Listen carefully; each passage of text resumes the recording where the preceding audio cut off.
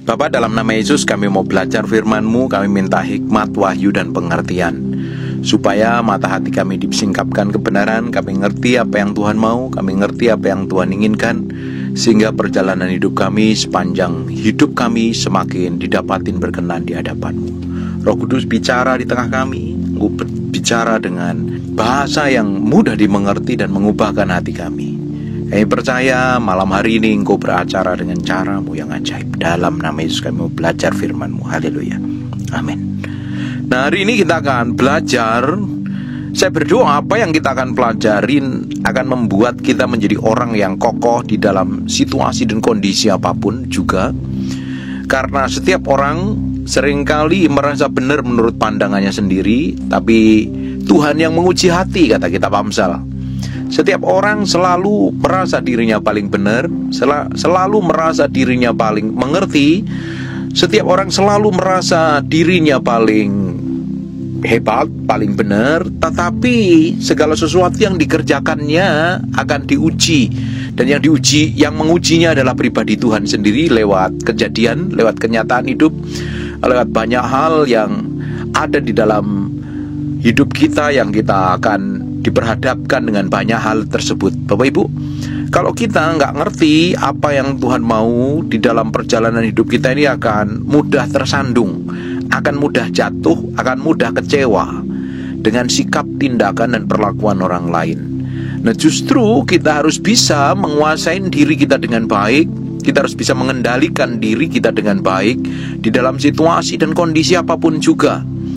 Apalagi kalau orang yang sudah disakitin, orang yang terluka, orang yang pernah dihianati, orang yang sudah dikecewakan, ditikam dari belakang, diperlakukan buruk. Orang-orang ini biasanya menutup diri begitu rupa, sehingga dia menyimpan luka, menyimpan dendam, menyimpan sakit hati. Dan orang-orang model kayak begini biasanya menutup diri, dan ujungnya menjadi orang yang susah mengerti kebenaran. Makanya kita harus tahu ini. Di Amsal pasal yang ke-18 ayat yang ke-19, saudara yang dihianati lebih sulit dihampirin daripada kota yang kuat. Ini saudara yang pernah dihianati, orang yang pernah dilukai, biasanya menutup diri. Susah sekali ditembus. Biasanya menutup dirinya dengan amarah. Dia membentengin dirinya dengan marah, membenteng dirinya dengan emosi. Dan pertengkaran adalah seperti palang gapura sebuah puri. Orang-orang yang ketus, orang-orang yang ngomongnya nyakitin, nyelekit, biasanya orang-orang ini dulu pernah disakitin. Dia menutup dirinya begitu rupa jangan sampai disakitin kembali. Makanya palang gapuranya sebuah puri adalah yaitu tadi, marah, emosi, kesel, jengkel, merasa dulu pernah dihianatin, merasa dulu pernah dilukai. Dia menutup dirinya begitu rupa. Dan orang-orang kayak begini nih, kalau nggak dipulihkan, sepanjang hidupnya akan dikuasai dengan kepahitan. Orang-orang yang kepahitan, orang-orang yang terluka, orang-orang yang sakit hati karena dulunya pernah mengalami masa lalu yang buruk dalam hidupnya, dulunya pernah diperlakukan tidak adil dalam hidupnya, dulunya pernah mengalami banyak hal yang buruk dalam hidupnya, dan ujung hidupnya benar-benar dipenuhi luka dan kecewa, berakhir kepada sakit hati yang begitu rupa.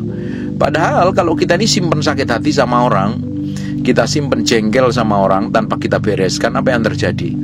Ketika kita berdoa pun, doa kita nggak akan dijawab Tuhan, karena kita nggak didapatin berkenan di hadapan Tuhan. Hati kita ini harus kita berikan sepenuhnya sama Tuhan. Hati kita ini harus beres. Karena hukum yang pertama dan hukum yang kedua itu kembar siam. Itu satu paket yang tidak bisa dipisahkan. Hukum yang pertama adalah kasihlah Tuhan Allahmu dengan segenap hatimu, dengan segenap kekuatanmu, dengan segenap jiwamu, dengan segenap akal budimu. Dan hukum yang keduanya adalah kasihlah sesamamu seperti dirimu sendiri. Nah, ketika seseorang yang mencintai Tuhan, ketika seseorang mengasihi Tuhan, dapat dipastikan dia harus juga mengasihi sesamanya. Dia juga harus bisa bersikap benar, dia harus bertindak benar, dia harus tahu bagaimana melakukan segala sesuatu tepat seperti yang Tuhan mau, berjalan sesuai dengan firman Tuhan, bukan bertentangan dengan firman Tuhan. Bapak Ibu bisa bayangkan, seseorang bisa bilang cinta Tuhan, tapi di sisi lain membenci sesamanya. Sakit hati dengan orang lain, sakit hati dengan suaminya, sakit hati dengan tetangganya, sakit hati dengan temannya, sakit hati sesama orang gereja, apa yang terjadi? Apakah itu berkenan? Kalau orang ngaku cinta Tuhan, dia harus juga menghidupi hukum yang kedua, mengasihi sesamamu seperti dirimu sendiri.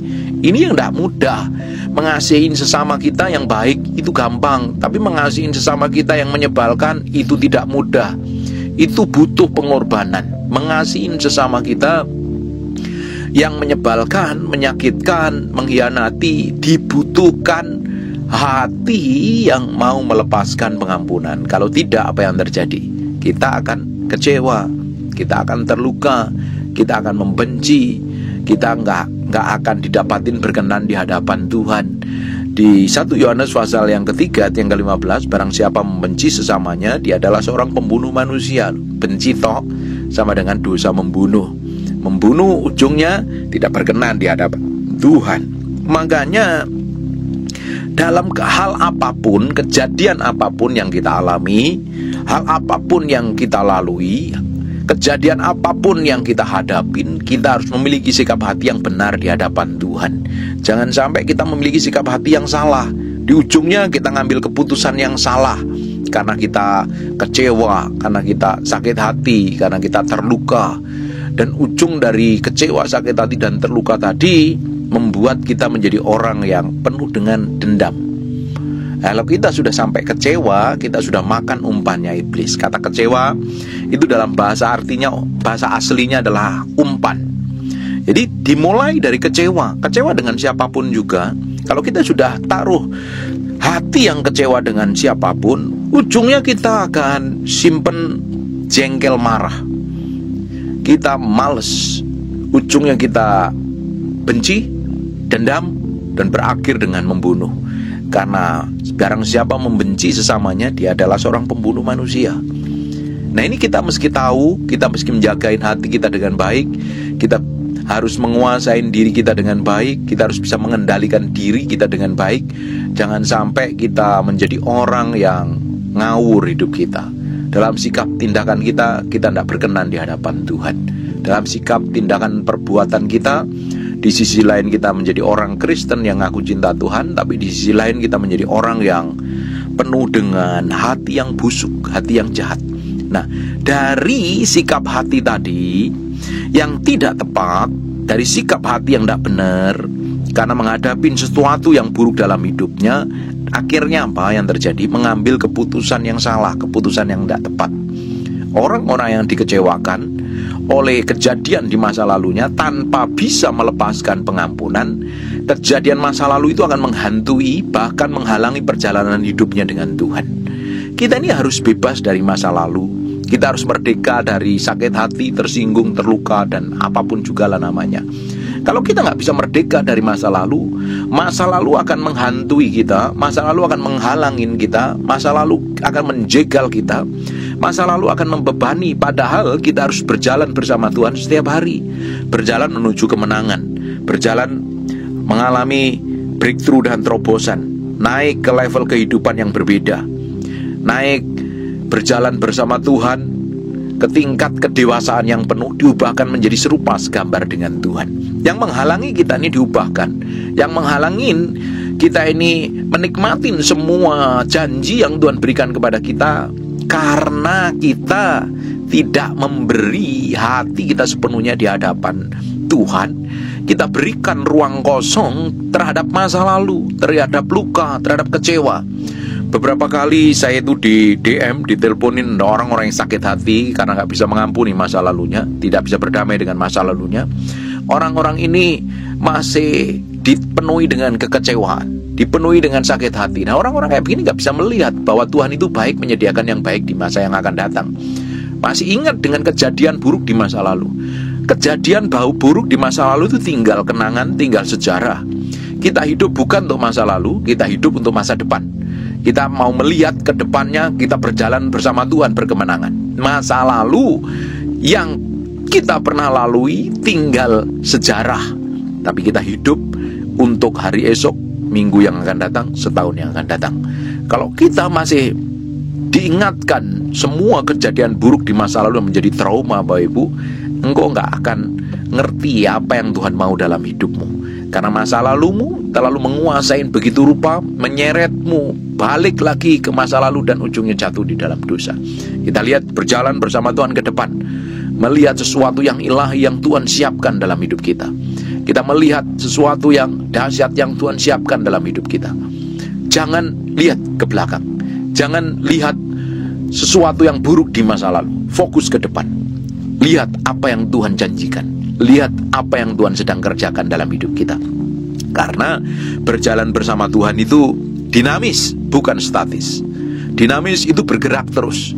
Dan pergerakan kita menuju ke arah Kristus, semakin diubahkan menjadi serupa segambar dengan Tuhan. Tambah hari kita tambah diubahkan, tambah hari tambah penguasaan diri, tambah hari tambah melihat betapa baiknya Tuhan, tambah hari tambah kita bisa melihat betapa sesuatu yang besar yang Tuhan sediakan dalam kehidupan kita.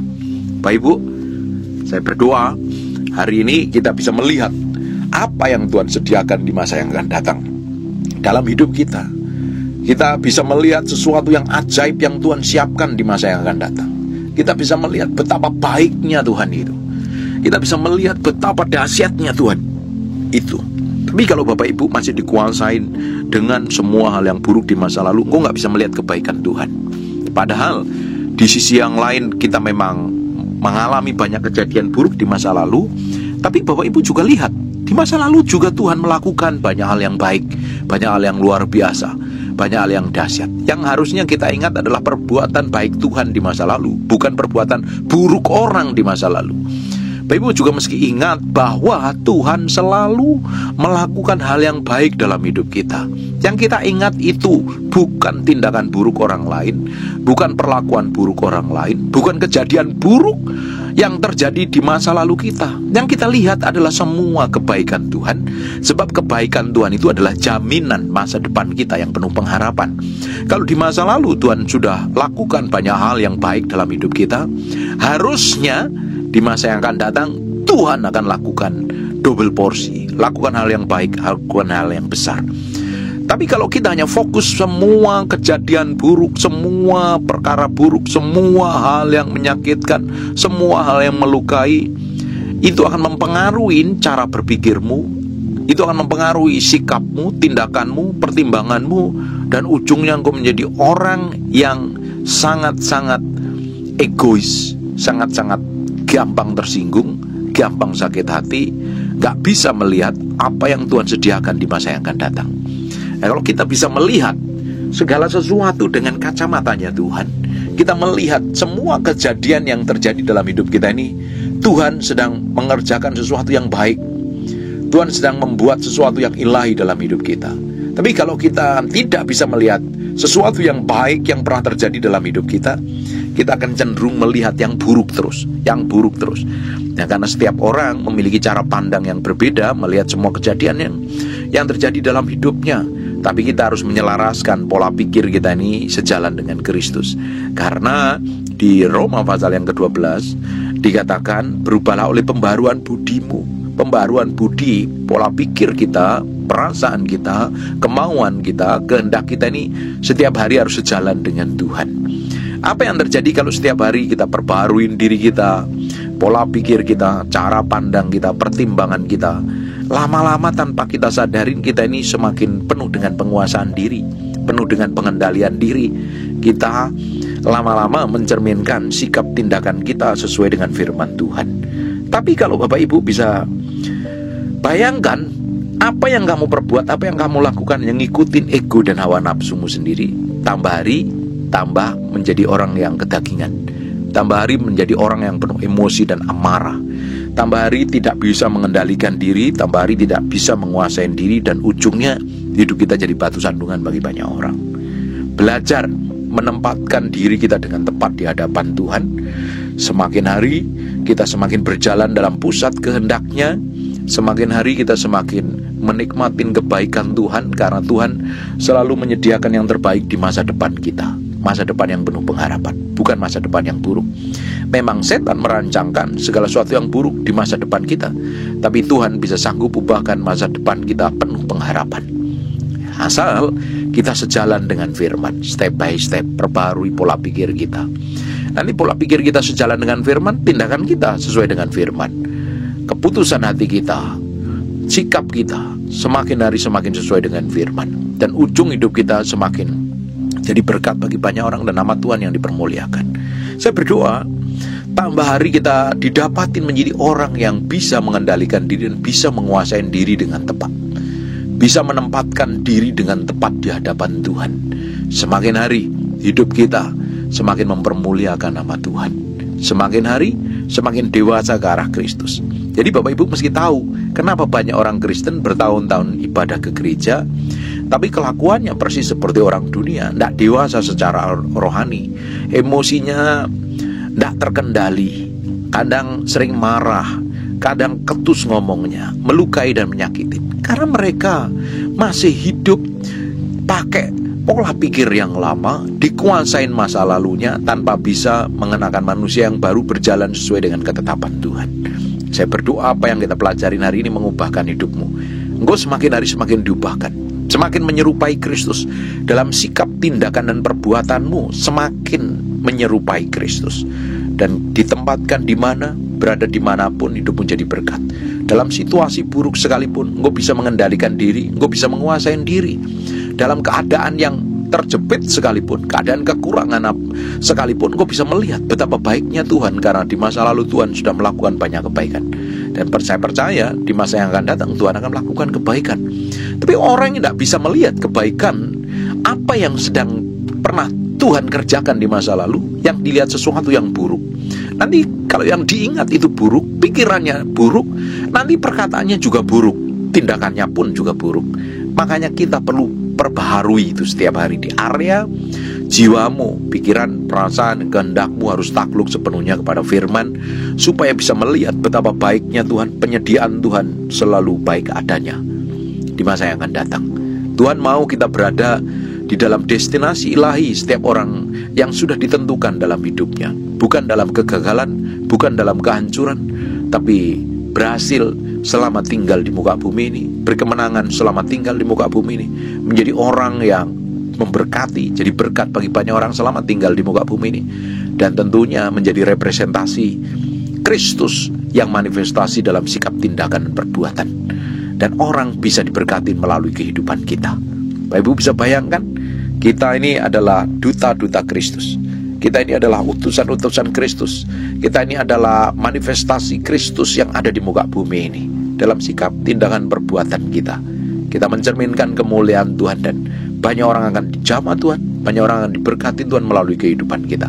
Tapi kalau kita tidak mau menaklukkan diri kita kepada firman, masih dikuasai dengan semua masa lalu kita, semua trauma kita, ujung dari hidup kita tidak akan bisa melihat betapa baiknya Tuhan. Nah, ciri-ciri orang yang masih dikuasai masa lalu adalah orang yang bangga dengan semua hal yang pernah dikerjakan, tapi hidupnya gagal di hari ini. Tuhan mau loh, sepanjang umur hidup kita ini meninggalkan sejarah yang baik, meninggalkan sejarah yang berkemenangan. Kisah perjalanan kita ini berjalan bersama Tuhan, berkemenangan. Bukan membanggakan masa lalu kita. Kita banggakan apa yang Tuhan pernah perbuat memang, tapi jangan fokus ke masa lalu, fokus ke depan. Lihat ke depan, jalan bersama Tuhan ke depan. Jangan apalagi sampai mengingat semua hal yang buruk di masa lalu. Tidak ada gunanya sama sekali. Fokus ke depan, apa yang Tuhan sedang kerjakan dalam hidupmu. Dia menyediakan yang terbaik, Dia Allah yang setia, Dia Allah yang tidak pernah meninggalkan kita. Dia menyiapkan yang terbaik di masa yang akan datang. Dimulai dengan keputusan kita hari ini, menjadi orang yang berkemenangan, menjadi orang yang dipulihkan, menjadi orang yang diubahkan. Semakin hari semakin menjadi serupa segambar dengan Kristus. Amin. Saya berdoa firman ini tembus sampai kedalaman batinmu, engkau menjadi orang yang berkemenangan di masa yang akan datang, melihat betapa baiknya Tuhan. Engkau melihat masa lalumu hanya sebuah pelajaran yang mahal. Kalau di masa lalu pernah bikin kesalahan, di masa lalu pernah bikin pelanggaran, itu sebagai kisah hidup yang harus dipelajarin, dan mulai belajar melihat ke depannya bahwa Tuhan itu baik, Tuhan menyediakan yang terbaik, dan Tuhan sedang lakukan yang terbaik di masa-masa yang akan datang. Amin. Fokus ke depan, fokus dengan apa yang Tuhan siapkan di masa depanmu, karena Tuhan selalu memberikan yang terbaik di depan. The best is yet to come. Yang terbaik Tuhan sediakan di masa yang akan datang. Sekarang tutup matamu dan kita berdoa. Bapak, terima kasih buat firman-Mu. Kami materaikan dengan darah anak domba Allah. Firman ini nempel dalam hati kami, tembus sampai kedalaman batin kami, mengubahkan hidup kami. Dan kami percaya Engkau membawa kami berkemenangan dari hari ke hari. Semakin hari, semakin dibawa dalam pusat kehendak-Mu, berjalan dalam kemenangan, berjalan dalam breakthrough dan terobosan. Hidup kami semakin diubahkan, hidup kami mengalami hal yang ilahi dan jadi berkat bagi banyak orang. Terus tarik pada pusat kehendak-Mu, semakin diubahkan menjadi serupa segambar dengan Tuhan. Materaikan firman ini dengan darah anak domba Allah. Firman ini nempel sampai kedalaman batin kami. Terima kasih ya Tuhan. Berkati setiap orang yang mendengar firman ini, dan namamu berdoa dalam nama Yesus. Dalam nama Yesus, Tuhan campur tangan, Tuhan yang memimpin, Tuhan yang menuntun, Tuhan yang memegang tanganmu sampai kesudahan akhir zaman. Terima kasih ya Tuhan. Kami kembalikan segala hormat, pujian, pengagungan buat Raja kami di atas segala Raja, Yesus Kristus Tuhan yang diberkati. Tuhan katakan amin. And God bless you.